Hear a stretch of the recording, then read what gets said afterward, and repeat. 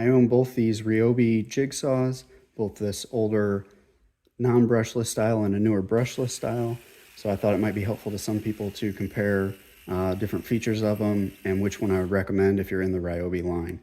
The upshot is I think it's probably worth spending the extra money on the brushless, but overall I'm not that impressed with either of them, and if I were to buy another jigsaw I would probably try a different brand. There's also a newer brushed Ryobi, but I think that might be the worst of both worlds, and I'll tell you why in this video. Overall, I had this Black & Decker, which I've used for a long time. So overall, they both have quite a bit more power and can cut a lot quicker than the older saw, which is good. But then it kind of comes down to the features that I maybe don't like or I'm not so impressed with. So let's start with this older brushed model. So you can see it's significantly longer. It's also heavier than the brushless, which makes sense.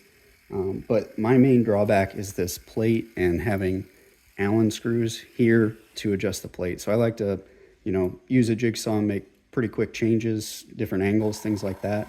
So to get out an Allen screw every time and then trying to get it straight, you get it square and you just don't have enough hands. So it's a little challenging from that aspect. But again, the cut speed's good, they're cheap, so there are some advantages depending on what you do with your jigsaw.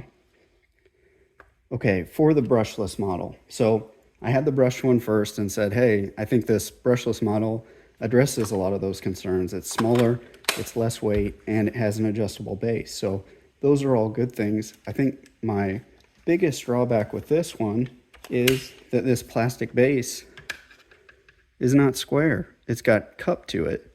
So that makes it really impossible to set up a blade properly because it's never going to be straight. And if you're shaving something where you're running a board along only part of it, you're not going to be cutting straight. So this is a real disadvantage to me, and I wish there were better options. I might even consider trying to take this off and see if I can make my own flat base for this as opposed to buying a new tool. And for the adjustability here, this, works. It even has some preset locations for straight, but you can see there's a lot of movement in there. And when I was setting this up as straight as I could get it, I even had to scoot it back, stay off this adjustment to be able to get it in a spot where I thought was the straightest for this jigsaw. And I'm a little concerned right now that I'm going to have to redo that because that was not a fun process. So there are some advantages to this, but it still has its issues. And again, yeah, look at that. That's the straight position, and you can just visually tell the plate isn't straight. So two big drawbacks.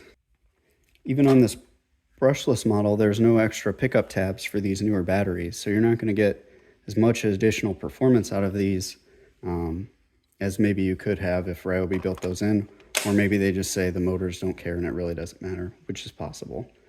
So back to the newer brushed Ryobi option, I think it has the plate design I don't like from my brushless version, and it's still brushed, so it's going to be a little heavier, maybe a little bigger. So those are my concerns, but hey, maybe there's a chance that they fix the plate issue on the brushed. It doesn't look like it's adjustable, so you still probably have the Allen bolts underneath. So overall, I would pick the brushless model, but again, I would try something else, frankly. If you're interested in cut speed and I guess real performance, I have a video comparing these three, cutting through some 1x4 just with different cut speed, and I play around with some different batteries on the Ryobis. So check that out if you're interested.